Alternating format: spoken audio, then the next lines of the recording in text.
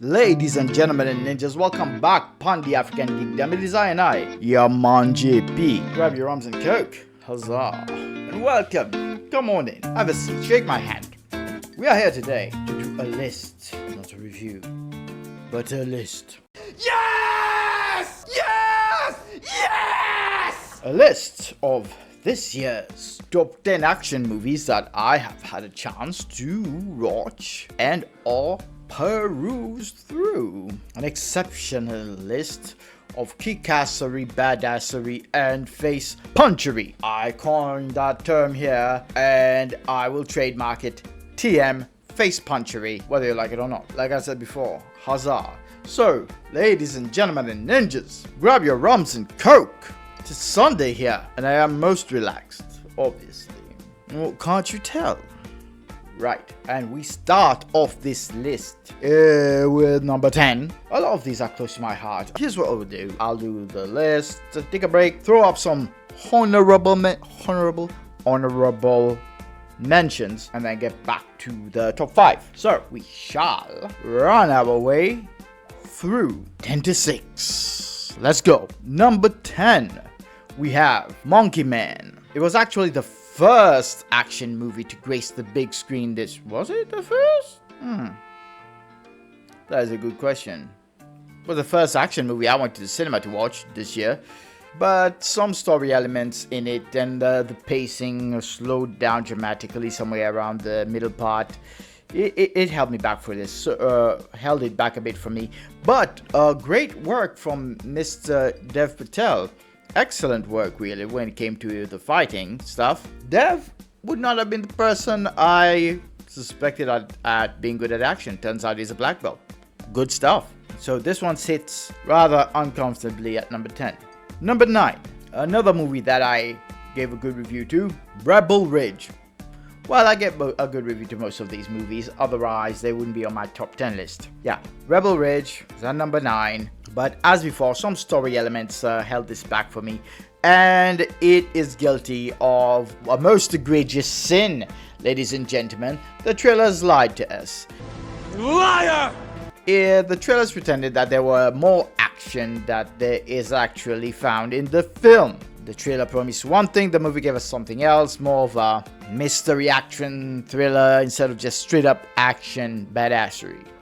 So next up, Roadhouse.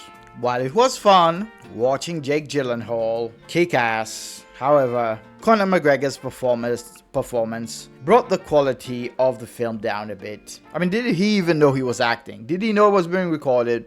I'm not sure. And while it was fun watching him watch Jake Gyllenhaal and Conor McGregor go at it, I don't really remember any standout action sequence. I don't. So yeah, next. This next one at number 7, 60 Minutes. Another under the Netflix thing. Yeah, so far 2 Netflix things. Rebel Ridge, now 60 Minutes. It's a small action movie out of Germany, which was better than I expected it to be, better than it had any right to be. Simple enough, an MMA fighter is supposed to have a match. He doesn't know the match is rigged. He walks out because of his daughter's birthday and whatnot. He's being threatened to lose custody. And since he doesn't know the match is rigged, the gangs are after him now. So he has to get to one side of the city to the other to get to his daughter. Hooray for 60 Minutes. Watch this one, yeah? At number 6, Twilight of the Warriors. Walled In. Out of Hong Kong, this one, or China, what's appropriate? Is it a Hong Kong? You know what? Let me just get through this. It's a kick-ass action martial arts movie reminiscent of the 80s Hong Kong actioners. Well choreographed, well worth your time, lots of waifu, and there's also powers and abilities in it. Not explicitly explained, but there was a time where you would expect all these characters to have some form of ability. When watching a movie, it was a given. No need to explain whether there's chi or anything like that. But if you were ever a fan of that eras from the 80s and 90s Hong Kong action films, this is one for you. I recommend it. Twilight of the Warrior, Walled In. Catch up to it. And before we get to our next 5, let's do some honorable mentions. 1% Warrior out of Japan. I liked it, but it had some very obvious budgetary constraints. That's what kept it off this list. The Killer. No budgetary constraints here. John Woo's back, remixing his own movie. I don't know about. I liked it. I enjoyed it. But in a year full of exceptional action films, it falls on honorable mentions. Beekeeper was at back end of last year, start of this year. It was okay to me. This one got a lot of rave reviews. People loved it. But to me, it was just okay. It was just more of Jason Statham beating people up and barely taking a hit himself. And that was my issue with this one. The Killer's Game, starring Dave Bautista. Well, think I'll throw up. My review for this one probably already up. Watch that, you'll know what I think of it. And Uprising, I should have put this one at number 11. Fuck a top 10. Uprising is my number 11. Number 11, Uprising. Well worth your time. Enjoy it. Now, back to the list. At number 5, I put Boy Kills World. Well, The Crow was shit, but at least Bill Skarsgård gave us Boy Kills World, which kicked a whole lot of ass and was choreographed by some of the people who worked on the Raid films and some of Indonesian thrillers, and one of the stars of the Raid is in it, so huzzah, hoorah. Number 4, Furiosa. Far from being mediocre, we didn't get a Fury Road sequel, unfortunately, but at least we got a Furiosa prequel, which was more movie than I actually expected. It kept fucking going with the vehicular mayhem. Good on you, George Miller, in your old age. I woohooed out loud in the cinema. Number 3, Kill, starring one named Wanda Lakshay, the man with the jawline, and also stars buckets of blood. I can't say this actually touched me emotionally, a tad teensy bit emotionally. Had a great bad guy as well. Yeah, I enjoyed the bad guy, and was equal parts thrilling and got straight to the goddamn point. Plenty of action in this one. If you missed out on Kill, I don't know what to tell you. Watch it. Okay. Number 2, Farang / Mayhem. Borrowing heavily from the style of the Raid films and other Indonesian fare, this French action is directed by a man who worked conjointly with Gareth Evans on his series Gangs of London, and you can tell. This one moves a little slower than a lot of other movies on this list, but it affected me.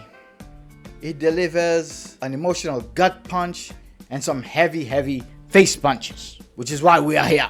You understand why? My daughter teared up again, and so did I. Make of that what you will. And number 1, was there ever any doubt? The Shadow Strays. Hell yeah! From my man, Timo Tjahjanto. Of course, it is numero uno, motherfucker. You know what I mean, road boy. Timo is basically the king of horror / action. A director of Headshot, The Night Comes For Us, less said about the Big Four the better, and this, and several horror movies. So much pain, so many stab wounds, so much death and anarchy, full-scale brutality, and some creative choreography. I loved every minute of this. And at the same time, when is this gonna end? When are they done hurting each other? # they will never be done hurting each other. This one actually sets up a sequel, which I wish The Night Comes For Us had done. Again, I want to know, has Timo set up some kind of cinematic universe?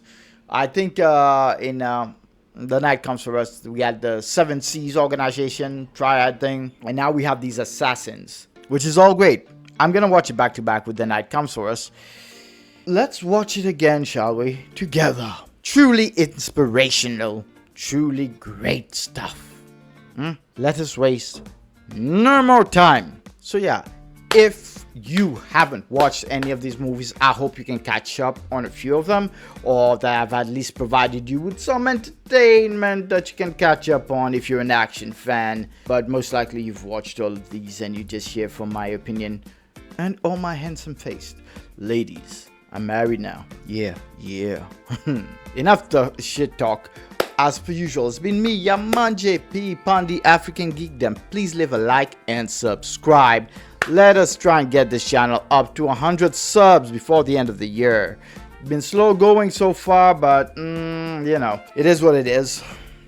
I've been at it for a few years. Let's see where it goes from here. And for the new subscribers, thank you for subscribing and tolerating this face. Let's talk action. Let's talk fantasy. I think I'm gonna make a few more videos about the audiobooks I'm following right now. I'm listening to the First Law trilogy by Joe Abercrombie, and I'm loving it thus far. So till next time, Pon the African Geekdom, it has been me, Yaman JP. Live long and prosper. May the force be with you. May the odds be ever in your favor. It's together strong. JP out. Shawing.